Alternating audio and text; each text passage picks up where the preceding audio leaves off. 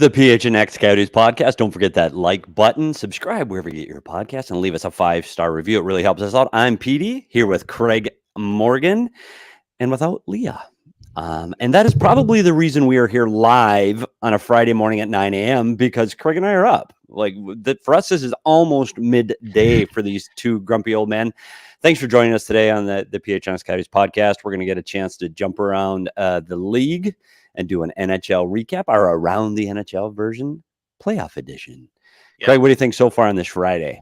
Well, I have to say, first off, obviously we're going to miss Leah, but at least Sean DePaz is here. You don't see him. He may jump in at some point because without the two of them, you would find out just how few skils Petey and I actually have. I was just telling it before the show started. I was talking to DP and I'm like, well, holy shit, that's a lot of work. Without Leah and DP, we are a train wreck waiting to happen. So thank you, Leah, because I'm sure she's listening in from Canada. If she even made it there, did anybody confirm that planes made it on time? Oh boy, was she flying Air Canada? Where's she at? I don't know. Didn't ask. I know she had the overnight flight, so who knows what the flight troubles you two have. So she's there. I'm sure she's listening. But thanks, Leah. She didn't fly with me, so she's probably okay. Well, it's fun. We all like talking around the NHL and sometimes get a break and step away from the Coyotes talk. So playoffs are hot and heavy right now. Sure. Some series aren't going the way we expected. Yeah, we're 2 games into every series now. All 4 Western Conference series are tied at 1-1. And 2 of the 4 Eastern Conference series are tied at 1-1. Maybe a third should be, if not for some questionable officiating. We'll get to that in a minute. But Petey, I know you've been paying close attention to a few of these series for ESPN.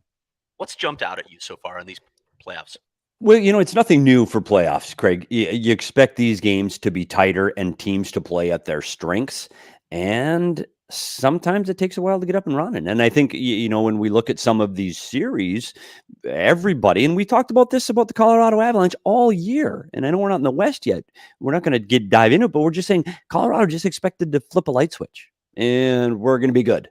And it doesn't matter who's hurt, who's not. You talk about the Devils doing the same thing. So I think the most exciting thing for me in these playoffs is the intensity's wrapped up and you see what teams really are. There's not as much room. It's much more physical and the pace is much quicker. So I think at the end of this, the cream is going to rise to the crop. Is that a word?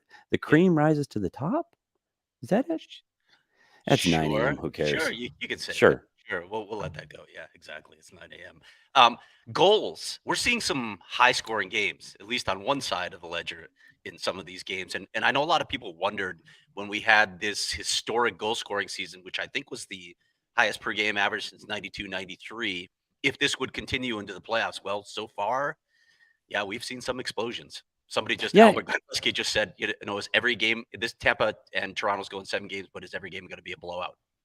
It's interesting, but this is what this league has become. It's high skill, it's high speed, it's promoting their stars, and the stars are the best players. You see most of the series are starting to follow that pattern. In New Jersey, it's a team that has high flying talent, some of the most dynamic players in the National Hockey League, and you haven't noticed them yet. So there are some teams that are still defending, and I will say this, teams that defend are the teams that win. So it'll be interesting to see as this series goes on and the playoffs go on, if these teams that are defending better than other teams, and I'll throw the New York Rangers into that they're defending extremely well right now, if that helps them get into the next round and continue on this playoff path. Well, Craig, let's get going. Let's dive in. Yeah, let's start on the right side of the NHL alignment. Because that's where all the media takes place, right? Like everything is on the East Coast. Yeah, that's where sports happens. In the West, actually, yeah, nothing happens in the West. I don't know if you knew that. Listen, there's a lot of reasons to focus on the Eastern Conference this year. Jeff Merrick, who we just had on the show, called it the Eastern Octagon. It is stacked, and I wondered about the wildcard teams. Well, one of them certainly has made things interesting. We have to start by talking about the Boston Bruins, of course, because they set a league record for points in a single season with 135, and yet they've been outplayed twice. Patrice Bergeron's playing status is still up in the air, and oh boy, this is a series as it shifts back to, I can't say South Beach, which is where the arena should be, as it shifts back to Sunrise. Where the hell's Sunrise? Does anybody know where Sunrise is? Here's the problem with this series for me with the Boston Bruins. But no question, this is an elite deep team. Love the Boston Bruins. I still think they're going to get through and win this series. But a couple of things to me. Right now, Tyler Bertuzzi has been their best player. He leads the team in scoring right now. And if Tyler Bertuzzi is the best player for the Boston Bruins, that's a problem. It needs to be Pastrnak, Hall, Marchand, and the absent Bergeron. And I think that the missing Patrice Bergeron is a huge piece to this puzzle. This is the guy that drives this team. He drives them offensively. He drives them defensively. He drives them in the locker room, and he drives them on the power play. They need to get him back on the in the lineup if they want to win a Stanley Cup. I still think they can get by Florida without him, but Florida finally found a way in game 2 to play to their strengths. Game 1, it was about Allmark. Game 1, Allmark stole the game because Florida did have the opportunities. Game 2, their speed and their ability to get to the net took over. They are hard in the offensive zone, and Boston just didn't have an answer. Boston's tested in this series. They're still better. They're still deeper. Their defense can still drive the whole offensive side of this game for the Boston Bruins. They need Patrice Bergeron back. Yeah, and we don't know yet. As of a little while ago, I checked, and I still don't know whether he made the trip to Florida. It didn't look like he was going to play in games 3 and 4, but Patrice Bergeron has done some crazy things in the past in the postseason. I think back to the time when he had the cracked rib and he was playing. He's played through some insane injuries. So, and there's also this narrative, of course, of why did he play in the regular season finale? Well, that was answered, and a very heartwarming and at the same time sad reason for him to want to play in front of his dad. But they need Patrice Bergeron, no question. All the things that you just said. He is the guy who drives this bus. Having said that, even if he misses games 3 and 4, if the Bruins can get one in Florida, they're fine. This is going to be a lengthy series at that point, obviously. I think it's going to be anyway. But if they get one game in Florida, they come back to Boston tied. Maybe you get your captain back, your spiritual leader back at that point, and then maybe the Bruins, what we saw all season can take over.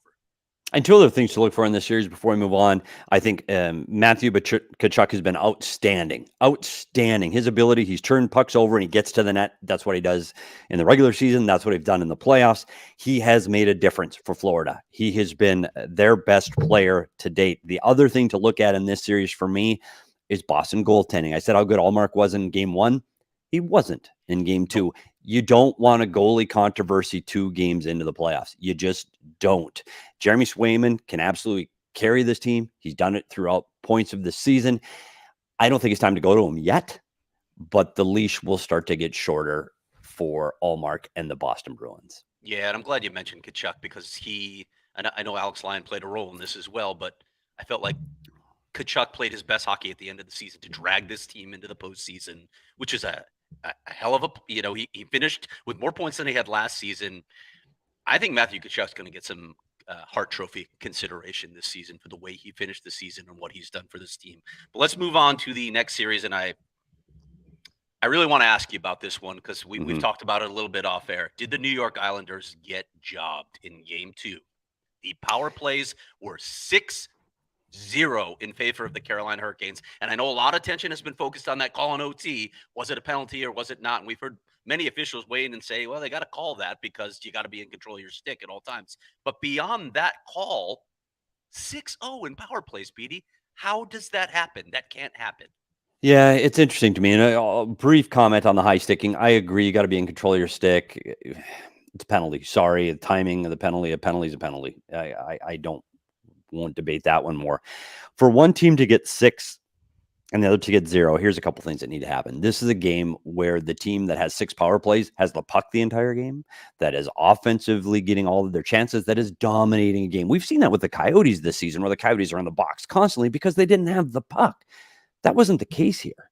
No, you looked at the shots; they were even 5-on-5. They were even. Yeah, so that's where you start to question, and I'll be completely as honest as I can. I didn't watch the series as tightly as I've seen the highlights. I've been able to follow it a little bit, but it's difficult to imagine a team like the New York Islanders who has players that get to the net hard, that have players like Anders Lee and Brock Nelson and guys that get to the paint. And if you have guys that get to the paint, you usually, if you have those kind of offensive opportunities. So that does surprise me that it was 6-0. And I know the league is looking at it closely and the fans are watching it extremely closely. So I think this is something, and hey, I've talked to plenty of officials. There's nobody going, gosh, they've got 3 penalties. We've got 1. We better, I don't believe that's real. Right. You call the game. But I, listen, and I obviously haven't talked to Stephen Walcom, the director of officiating for NHL, about that series specifically. But I got to believe that there's some discussion there because I did watch that game. And as you mentioned, the Islanders are a hard team. This is not a soft perimeter skilled team. They go to the net, they go to the corners. And watching this game, the Carolina Hurricanes were not that clean. There were calls that could have been made, and there are a couple calls that maybe could have not been made against the Islanders. I thought this was a poorly officiated game, and I do think the Islanders got the short end of the stick. I wonder if we'll see a correction, which is not what you want to see at all. You still want to see the game called the way it's supposed to be called. But, I mean, you could argue that cost them a game. They could have come back to Long Island 1-1 in this series and been in really good shape if they hadn't faced such a disparity in penalty killing / power plays. Yeah, and having said that, I still really like this Carolina Hurricane team. You've talked about the goaltending of Antti Raanta and how good he has been in this series. And Ranta's a guy that he's either really, really good or he's really, really not. And now we're getting he's really, really good or he's really, really hurt. Yeah. Well, yeah, fair point. Exactly. Yeah. And right now, knock on wood, he's stayed healthy. And don't be surprised, though, he is one bump away from being out of the series. The Islanders, for me, have struggled to find consistency the entire 82-game schedule. And I think that's going to come back down them. I still like Carolina in this series. I know it's a hard-fought series, and the Islanders can get to the paint and they can get offense. They're just not doing it right now. I still like Carolina. I think Carolina does everything right. I think they're great in all three zones. I think they defend extremely well. And right now, if Ranta's playing well, I don't know if sweep is the right word, but I don't think this is going to be a long series. If they can get over the next one, if Carolina wins the next one, I think this one's over. Yeah, it's tough to come back from 2-0. I mean, you're talking about winning 4 of the next 5 games against what probably is a better team. So that's really tough. Let's shift over to Toronto and Tampa. God. And after game 1, I mean, the angst level in the city of Toronto was as high as possible.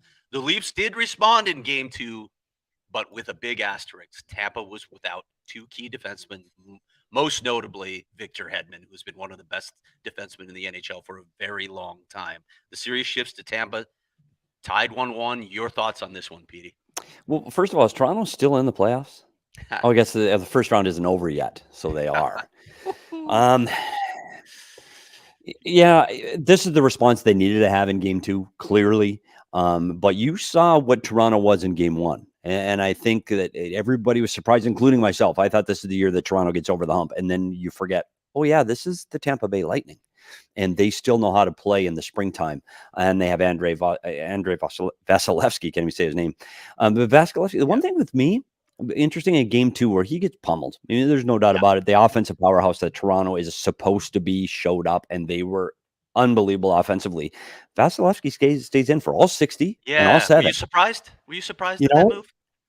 Yes and no. Yes, because if I'm on that bench, get him the hell out. Because what if, God forbid, what if he pulls a groin? What if there's just a freak little accident and he gets hurt? You're done. So in that vein, yes. But we saw this in the playoffs last year where he got pumped by the New York Rangers and he stayed in. And then you go to see his stats. He always plays all 60 in the playoffs. He has never been pulled from these games. He stays in there, win, lose, or draw. He just feels like he stays in the game. He owes it to his team.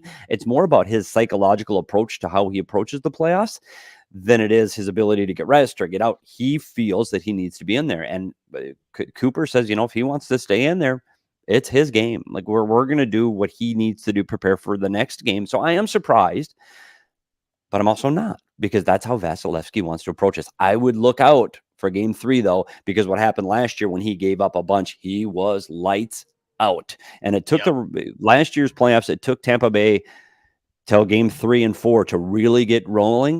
Exactly. They're back in Tampa. They're back in Tampa. They're back in their home fans. They're back comfortable, and they are okay losing a game in the playoffs. They have lost them before. Toronto's still better offensively. They're a juggernaut when they can score, and when they can score on the power play, they're even more effective. But this is Tampa. I still think if Toronto can get decent goaltending, they win the series, but it's going 6 or 7. Yeah, here's the thing with I'm glad you mentioned game 3, because to me, Tampa can still stay in the series if they lose game 3. If Toronto loses game 3, you are, in my opinion, looking at a situation where, first of all, there's massive pressure on the Maple Leafs to get that next game where this series could be over quicker. But not just that game. If they lose game 3, Toronto, I think, needs to win game 4 and game 5. And 5. They need to beat Tampa 2 straight games. This is a huge game in this series. I'm definitely going to be locked in on this one, and that's all. We can move on to the final series, which is kind of a dud so far, Petey. I'm a little disappointed. I said Devils Islanders, sorry, in the show notes, but it's Devils Rangers, of course. Is it? Okay. Yeah. First off, let me pump Patty Kane's tires for a little bit, because a lot of people said he was done and this trade didn't make any sense. Well, yep, that was me. It's just one game, so it's not that big a deal. But that was vintage Patrick Kane last night. 2 primary assists, and then that goal, which started, by the way, with a defensive play, which you don't talk about a lot with Patty Kane. But what he can do in the defensive end is he can steal pucks. And that's what he did. He took a puck away, started that rush, and then the backhander, that wicked backhander. What a performance from Patrick Kane, who has 4 points in 2 games for the Rangers in the postseason. This is where Showtime thrives. And I'll say we'll start off with Kane, because I was the one that said he didn't fit. And he was really good in this game. And then you talk about his play at the blue line. And this is the one thing the Rangers have been able to do in this series, is they've been hard on the New Jersey Devils defensemen, and they haven't allowed them to set up in the offensive zone. The New Jersey Devils thrive on speed. That's what their game is about. It's speed. It's getting to the net with their speed and skill, and they have not been able to do that through 2 games. The Rangers defense has been absolutely smothering in the defensive zone. Devils can't get to the interior. They can't get shots on net. And most importantly, when you watch their game on Saturday, they're not allowing their speed to take over. Watch the Rangers. We talk about tight gaps in the neutral zone, meaning your defensemen stay close. Watch the Rangers defensemen. They'll fade back. They'll get back to their blue line. They'll go, hey, Hughes, you want to have all this room in the neutral zone? Fine. But when you get to our blue line, we're going to accept that speed. We're not going to let you get around us. So you're going to see 3 players back for New York. And I think it's really been a problem for New Jersey. And guess what? The Rangers are experienced, they're smarter, they're deeper, and they've been here before, and their good players are good players. Chris Kreider, man, he is built for the postseason. This shifts back to MSG. I know it's just a short commute through the tunnel. It's not a big deal, but the Rangers took 2 on the road, and they're going back home now. Wow, yeah. This is suddenly feeling like a dud of a series that could end in maybe a sweep if the Rangers get the next game. Yeah, Shesterkin's been great. And we haven't mentioned him. He hasn't given up a 5-on-5 goal through 2 games. We got Hughes had a penalty shot, and they gave up 1 on the power play. Hughes had 1 goal so far. It's not a penalty shot. He just has not been able to create offense. He is one of the most dynamic players in the league, period. And he hasn't had any ice to move. He doesn't get the opportunities he needs to. Conversely, Jersey's got to get going. Like, they're going to have to create opportunities off the forecheck, which they haven't been able to do. It's been one and done. Shesterkin's been too good, and they can't get any chances. And the Ranger power play has been on fire. 4 out of 10. They're 4 for 10. Kreider has all 4. Like, are you kidding me? Stay out of the box. Here's the fine line for Jersey. They need to be physical, because they need to make it hard on the Rangers defensemen, but they can't sit in the box because they can't stop them. That's the thing to watch for. Physicality without getting in the box. Rangers play between the whistles, get to the net. Rangers are fine. Rangers win this one in 5. Yeah, it's really hard. As I said before, it's really hard to come back from 2-0 in a series, unless, of course, you're the Chicago Bulls against the New York Knicks way back when with Michael Jordan. But and experience matters, right? Right, Craig? Experience matters. Yes. And you know what else where experience matters? The Devils are young. They're learning. Go ahead. Sorry. You know where experience matters, Craig? Yeah. Experience matters in making beer. Did you know that? And if you want to know how to make beer, go to @4Peaks Brew to get all of the latest on Arizona's premier craft brewery, and join us at the NFL Draft, which is on April 27th at 4 Peaks on the 8th Street Pub. Register for free in the link in our show notes and take advantage of beer specials. You must be 21 and enjoy responsibly to have the beer. There's $3 Redbird Lager pints, $5 Redbird Lager pitchers, and our usual PHNX specials of $3 Kilt Lifter Yum Yum and $3 Wow Points, my favorite. So we got Wow and Kilt Lifter plus all of the Redbird Lager products on special during the draft. So go see Bo and Johnny for the draft, and they know where they're picking. Whether they keep the pick or not will be TBD, but get to 4 Peaks to enjoy responsibly. And if you want to watch the draft, but you can't actually be there, turn to Fubo TV. Fubo TV has 140 live channels of sports shows, movies, and news. You can stream that live TV from any device, and you're able to watch the most Arizona sports for the lowest prices. No contract, no cables, no hassle. Watch who? Anybody in the Arizona sports. Watch your Diamondbacks on Valley Sports with Fubo TV. Use the link in the description to sign up for 15% off your first month of Fubo Pro. Now back to Craig and the show. You know, 2 notes on Fubo and Four Peaks. I combined them both last night. I don't know if you saw the photo that I had up last night. I was watching Leafs You did. Lightning on Fubo with a Four Peaks kilt lifter right there. So I saw the kilt lifter, but can I ask, did you do attendees? No, I was at home actually. That was my home screen. Oh, it's Four Peaks Brew. See, it was hard to tell because you were right in front of the TV. Because I have Four Peaks Brew in my house, so I had a Four Peaks kilt Where'd you lifter get on that? the table. Hey, I'm having a party. Can I get free beer? Yeah. Party. I don't miss parties in my house. Buddy. I don't know what you're talking about. Buddy. I got to try that one too. Have we talked about 2024?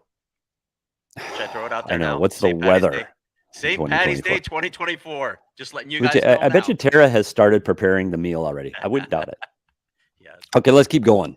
All right, let's get to the West and start with Seattle. Wow. And by the way, you know, you gave your mea culpa on Patty Kane, but I want to point out that before game 1 of this series, you looked at Leah and looked at me and said, watch out for Seattle. And what happened? Seattle took game 1, damn near took game 2 as well. What did you see in Seattle, specifically in their defensive approach that is allowing them to have success against the defending Cup champs? Well, we got to see this team 3 times at the end of the season playing the Coyotes. And I know the Coyotes are not the Colorado Avalanche, but Seattle is smothering. I use that word a lot, smothering with Carolina, but you don't usually traditionally use it with Seattle. They are giving the Colorado Avalanche absolutely no room. They won't let Colorado out of the zone, they're not giving them easy breakouts. Their forecheck has been relentless and they get to the net hard. But in the neutral zone, they stay above the skill and the speed. And at the blue line, they stack across and they can't get in. Like McKinnon can't be let loose, and he was extremely frustrated in game 1. And I don't know if you saw the ESPN broadcast last night, but Boucher was talking about Colorado's going to have to start dumping pucks in. They don't want to. They want to enter with speed, but they can't. Start dumping pucks in, and I think that's where you finally start seeing this thing loosen up, where Colorado was able to finally get a little breathing room. But I tell you what, Seattle is deep. Their 4 lines can all play and all play with pace. They get to the net extremely hard, and to your point, Craig, they can defend speed. This series is a long way from over. Colorado was 1 period away from being down 2-0 in Ball Arena. Seattle's fun to watch. I still think Colorado is figuring it out now. And you saw the 3rd period last night was their best period of the series. Colorado still should win. But this is a much, much better Seattle team than I think people gave them credit for. Yeah, we talked about this before the playoffs. The first round is funny in the NHL playoffs. A lot of weird stuff happens. You can see great teams struggle in that first round. It's almost like they need to get past that and get their legs again and get going. And that may be what's happening with Colorado. But I want to go a little deeper with what you talked about, the strategy for Colorado. They are standing them up at the blue. The gaps are tight. Colorado clearly wants to enter the zone with possession. You want controlled zone entries because that gives you greater offensive options rather than having to go to retrieve a puck. But you pointed out something to me in the office yesterday. Not necessarily that Colorado wants to get in and play physical in the corners, but they have the speed to get on top of the defenseman quickly. The defenseman's backs are to them when they have to play those pucks. So walk me through that and why that strategy might work for Colorado. Yeah, and when you look at those tight gaps in the neutral zone, and that's what we're saying when we say tight gaps, it means the Seattle defenders are really tight to the Colorado offensive players, so they have no room to generate their speed. And then they're turning pucks over at the blue line, or in the demonstration last night, they're going off sides a lot. So what Colorado needs to do is they need to dump pucks in behind the Seattle defenseman. Now Seattle defensemen have to turn and go get it. And when your back is to Nathan McKinnon and Mikko Rantanen and the Colorado Avalanche forwards, you're going, uh-oh, this may not be as much fun as I think. And then you have those battles, 50-50 battles in the wall. And what's going to happen after you dump it in 3 times, 4 times, and you're retrieving pucks, you're going at the blue line. You go, I'm going to back up. And I'm going to be ready to go retrieve that puck so I can get on pucks quicker. And what that does now they're backing off the blue line. Now you can enter with speed and use your speed to attack the net. You just got to soften them up. It's kind of like in football where you keep throwing the long plays to open up the inside plays underneath. It's the same concept. We got to dump pucks in and you got to get on that forecheck and attack the net. So Seattle's defensemen will back off a little bit. The other thing Colorado didn't do well in the first 2 games, they couldn't get out of their zone. And one of the things we talked about here in Arizona, it's unfortunately a strategy because you don't have the skilled defenseman like Cale Makar. is sometimes you throw the puck off the glass and live another day. And Colorado was not doing that through the first 4.5 periods of this series. They were trying to make plays, and they were turning pucks over to this aggressive Seattle forecheck.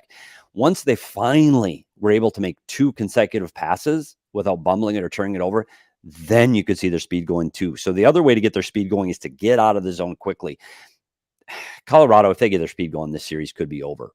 But right now, Seattle's keeping up with them, and they're able to defend. And they're shifting back home where the matchups are in their favor, etc. All right, let's go to Stars 1.0 versus Stars 2.0. Of course, talking about the Dallas Stars and the Minnesota Wild. A lot to digest here. The Pavelski hit, of course, the Fleury decision. Roope Hintz, who has been unbelievable, and this inescapable feeling that I've had since this series started that the Wild are going out in the first round again. This is hard for me. I really like coming into this playoff. I like the Dallas Stars. I had the Dallas Stars in the Western Conference Final against Edmonton, and I honestly think Dallas took them over Edmonton to actually play in the Stanley Cup Finals. The problem, I had a Dallas Stars team with Pavelski in it. Pavelski makes the difference for all the things we talk about veteran players' ability to do for teams during the playoffs. Bergeron in Boston, and to a similar extent, Pavelski in Dallas. He gets to the net hard. He tips and screens. He knows where to be. And guess what? He's a veteran guy that can help calm the nerves when guys get anxious in the playoffs. He is a huge piece of this Dallas Stars team. Him being out, I can't stress how important that this is, that the Dallas Stars find a way to hang on. And I don't know if he comes back in the playoffs. That's the problem. Without him, I don't know if this team can march through into the Western Conference Finals. Having said that, they still have a lot of weapons. And Roope Hintz, you talk about that line of Roope Hintz, Robertson, and Pavelski, they all bring something different. Hintz brings speed and skill, and it is on full display here. Kid can play. I mean, this is kind of his breakout playoffs right now. Can he carry the load? Maybe, but they're going to need veterans like Sagan and Ben to help get them over the hump with Pavelski out. Surprised at the Fleury decision? Yeah, I really am. And when you look at his last starts to end of the season, he lost 4 of his last 5 starts, and 3 of those he had an under 900 save percentage. I don't get it. I don't understand what the thought process was. Their goaltending was solid in game 1. I don't know why you make the change in game 2 unless there's something else going on. Meaning, you want to rest him to get him back home because, hey, we got our 1 win in Dallas. Let's go. Okay, let's keep him healthy and let's get him back to game 2. We know what kind of game this is going to be like. It's a guy that doesn't have as much playoff experience. Maybe we got lucky and maybe Fleury will throw us an unbelievable game 2 and we get 2. I don't know what those coaches meetings are like. On the surface, you look at it and go, I don't know how you put Marc-Andre Fleury in that situation there. I just don't. I don't think he's been good enough down the stretch. I don't think he was the reason they're in the playoffs. I was surprised to see him. I would be extremely surprised if we see him again. Yeah, I think there was some hint that this was going to happen, that they were going to actually try rotating these guys. But listen, I don't want to say that it can't work in the playoffs, that you can't do this. I don't believe in those black and white statements, but it just didn't make sense to make this switch. We'll see. You know, if he doesn't play though, now if he gets benched, I wonder if we'll see another Alan Walsh tweet, maybe with an axe in his back instead, since it's with Minnesota. Wow. Anyway, let's move on to Knights Jets, and I have a simple question for you. How the hell is Winnipeg in this series? I thought this team was dead in the water at the end of the season. They barely made the playoffs. They collapsed from a team that was in first place to one that barely made the playoffs. There seemed to be a lot of issues in the dressing room. I just didn't think this team had anything left, and yet they go out and get game 1 against Vegas, and they're coming back home tied in this series. Yeah, there's 2 things here with this team. You're right. I said those exact same things about this Winnipeg Jet team and the confusion and problems in the locker room, but they've got the factor that can change that is Rick Bowness and his experience and his ability to handle all types of players. He's been of so many organizations. He's done this before, and his hands are all over this too. He was able to take this and use it as a motivating factor for this group of players. So that's 1. And 2 for me is Connor Hellebuyck. Yeah, when he is on, he is as good as anybody in the National Hockey League, and he can win a series single-handedly. So I think that's been part of the difference. And they're getting balanced scoring. You talk about Blake Wheeler's got 3 points. You got Pierre-Luc Dubois, Nino Niederreiter, Nate Schmidt. They're spreading out their offense versus a Vegas team. Now, when we talked about Vegas before, this is kind of what we saw with Tampa Bay a couple of years ago, how you can't just turn it on And they've had so many injuries for this entire season. And all of a sudden, Mark Stone, oh, we're bringing everybody back. Yeah, well, guess what? It doesn't work like that. You can't just flip a switch and you're ready to play with each other. The synergy doesn't happen. And I think this is another team that kind of thought, hey, we're at Vegas. We just got to step on the ice and we're going to be Winnipeg. I don't know if Winnipeg just didn't have a little bit more gas in the tank for game one and was able to push this series through. Vegas will get better. I think Vegas is a really good team. They're quick. They get to the net hard. I still like Vegas in this series, but I think it was a big wake-up call with how Winnipeg played in Vegas. Speaking of Connor Hellbuck, even in a losing effort last night, I don't know if you saw the post-to-post glove save last night, but that was just ridiculous. He's elite, and he does it he's so casual between the net. Like he's so calm. And I think he calms that whole Winnipeg Jet team. This Jet team a couple of years ago was a team that was projected to be in the Stanley Cup mix. I think their window is closing now, and the turmoil in the room is causing them problems. Still a really good hockey team that can spread the offense around. The series is far from over. I still like Vegas winning this series. All right, let's flip to the last series in the Western Conference, and we got to talk about the best player in the league, Connor McDavid, who Bill Walton might refer to as Connor McJesus. He looks human. Petey. He has 1 point, I believe, in 2 games. I know he's done other things. The game is not about always just producing points, but Connor McDavid's got to produce points if the Oilers are going to win. And yet, they're a third period collapse away from being up 2-0 in this series. What's your read on this one? Well, it's similar to what we said about Vegas. I think Edmonton, they finished the season so strong, and they have the powerhouses in the National Hockey with the guys that are top of the scoring. And I think they just had a feeling we just need to hit the ice and we're going to win this series. I think we just throw McDavid and Draisaitl over the boards. We're going to win. They take an early lead in game one and you go, oh, okay, this is going to be easy. And then LA said, wait, we're going to play the same way. This is the LA Kings. They don't change the way they play. They're a consistent team. They play really good structure and they have enough skill to score. I still think Edmonton may be a one-trick pony. I thought this might be different this year. And you talk about McDavid has 1 assist, he's -2. The guy that's leading him through the playoffs right now is Draisaitl. He's got 5 points in 2 games. Draisaitl's been the difference, not McDavid. But they're going to have to find a way to solve Draisaitl. They have to stay out of the box. LA does. The one thing with LA, when you got Velarde back, I think you bring some depth to this team. I think they can play tough. They can play fast. They can play skilled. And with Korpisalo, I think they got better goaltending than they've had in a long time in LA. Yeah. Edmonton's still strong enough offensively to be able to dictate this series. They are. They can turn it on. And if their power play can get hot and LA can't stay out of the box, Edmonton can take over the series. But this is not the Edmonton Oilers team that finished the rest of the season. And we've seen it out of McDavid year after year in the playoffs. There were glimpses last year. Don't get me wrong. There were glimpses last year where he took over and he was outstanding in the playoffs and helped them march to the Western Finals against Colorado. But he is not the same McDavid that he has been during the regular season. He becomes the focal point. It's literally take him out of the game and you win the game. Yeah, that's what it is. So anyway, and that's what we've said. That's what we've said to even when the Coyotes play them is make sure you defend McDavid. If you can keep him off the score sheet, you have a chance. Yep. You know what? So you know where you can keep up with all of this news, Craig? You can keep up with all of this news at gowithphnx.com, and you can get your favorite T-shirts like the one I'm wearing today, the letter T with letters from all of our favorite teams, our favorite merch. And mine, my Four Peaks one is gone. My Four Peaks theme orange one, which is outstanding, by the way. The design is phenomenal. And the quality, there it is. It's right there. It's the special release Four Peaks collab tee. Love that tee. You can find that in our PHNX locker and always the PHNX events. Become a diehard. You get discounts on everything in the locker. You get a free T-shirt or a hat when you sign up, and you get a free T-shirt or hat every year on your anniversary. You get to read the locked articles from the fabulous Craig S. Morgan, not country singer, and stay up top of all of the sports in Arizona, from the Suns playoff run to the Diamondbacks getting started in their season. Everything is going to happen here on PHNX. We're, by the way, did you know, Craig, we're starting some cornhole thing. I got to find out more information about that at PHNX. So diehard, stay tuned. Yeah. Cornhole league, stay tuned. But teams. If you want to know what's happening in the Valley sports across any sport, it's here at gophnx.com. Period.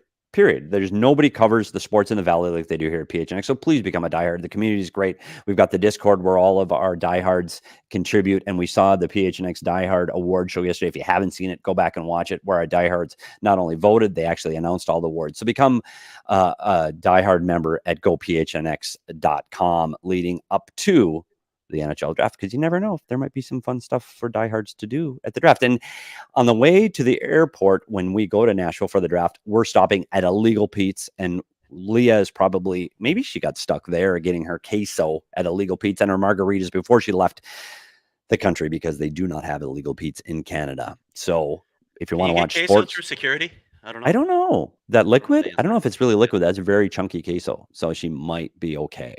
Get the Illegal Pete's margarita. Again, I go to Leah. It's her favorite. My son was an Illegal Pete regular when he was down in Tucson. They're all over the valley. Check out all of the Arizona locations. Happy hours from 3 to 6 p.m. daily. They've got irresistible drink to mouth-watering food. Illegal Pete's delicious ingredients and custom model options are the perfect way to treat your guests to a culinary adventure. That's a big word. Culinary adventure they'll never forget. To book your catering order, head to catering.illegalpete's.com. Illegal Pete's, your go-to for burritos, buddies, and beer. Love it. All right, Petey, real quick in our final segment here. I'll let people know, first of all, what I got coming up at GoPHNX, since you just mentioned it. You had a really good chat with Christian Fischer. Shocking, like every talk I ever have with Christian Fischer is a good talk.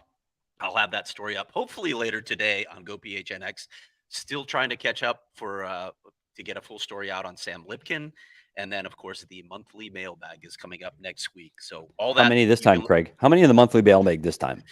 I don't think I'm going to give people as much leeway on this one. Wow. So, really rather not go over 100 questions again. Anyway, Petey, game 3. Yes. There's no rest in the NHL playoffs. There's no 2, 3, 4 days between games in the NHL playoffs. This is not the NBA where they take, leisurely time to finish the postseason. The NHL goes every other damn day. What are you looking for in game 3 of each of these series tonight and Saturday? Well, the one thing about game 3s are you're going back home for a team, and it's a change of venue. So you got to look at a team like the Islanders. They're down by 2. They're going home. Now they have hope again. We get this first one at home. Now we're holding serve on home ice.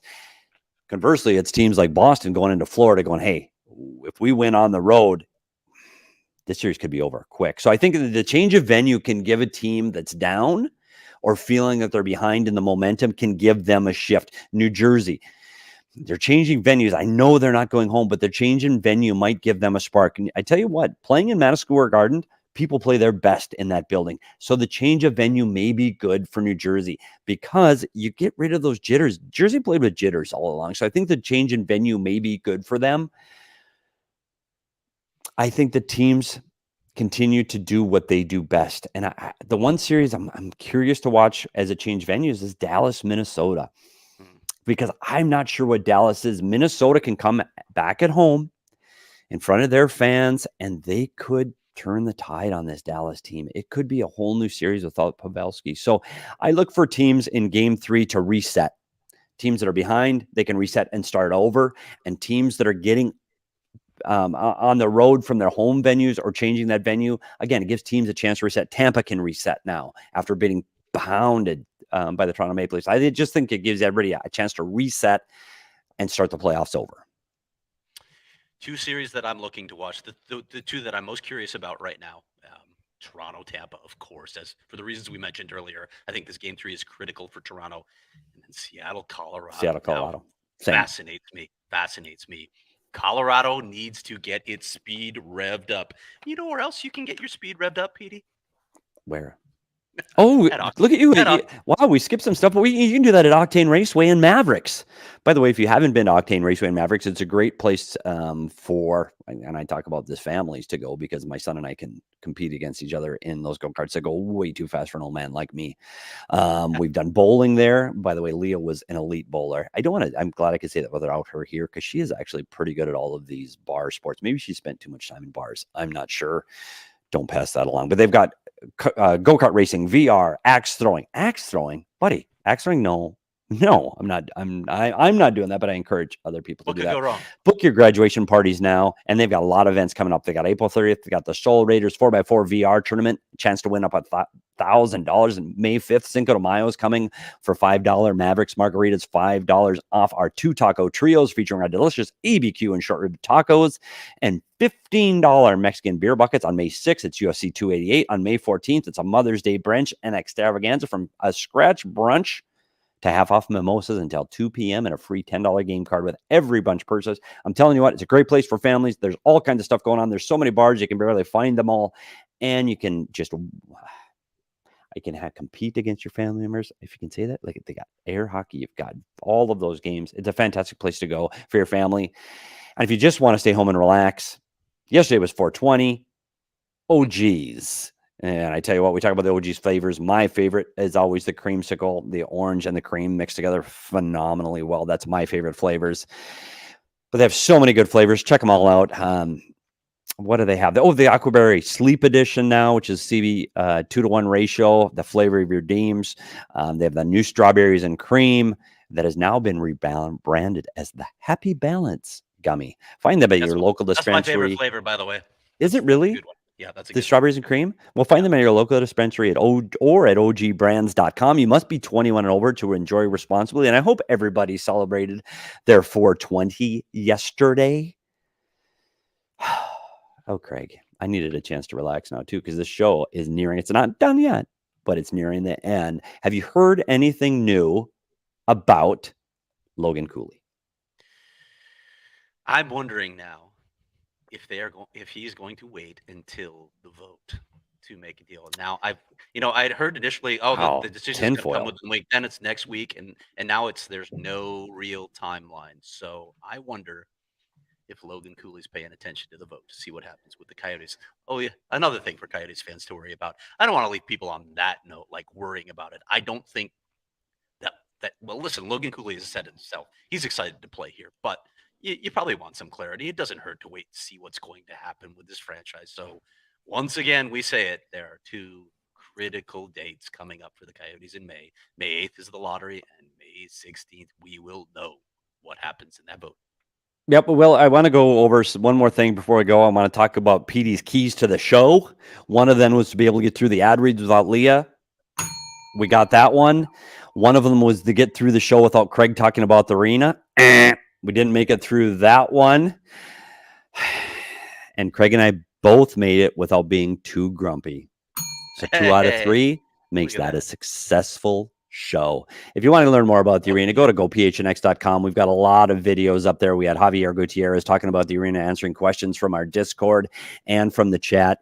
Laid it all out there. We've had a lot of shows that are focused specifically on the arena. Go back to GoPHNX. Check out Craig's articles, because they'll always keep you up to date on what's going on with the arena deal and everything Coyotes. Follow us on all social media platforms. Smash that like button. Follow us. I don't know what is smash the like button. I guess there's that button over there. I got to learn how to do all that. But follow us on download us on all of the platforms I said that I did so good on this show until right now, Craig. Follow us and download us and follow the podcast. That's what it's called, podcast. Follow the podcast on wherever you get your podcast. Don't miss an episode. Follow us on social media at Craig S. Morgan, at S. Peters Hockey, at Sean_DePaz. And I can't wait to see you next time, because we're going to do it all over again with Leah up north. We'll see you sometime on Monday. We'll get the schedule out to you on Sunday, but we'll see you Monday to talk more Coyote hockey. Thanks for joining us on this early morning Friday edition of the PHNX Coyotes podcast, and we'll see you again on Monday.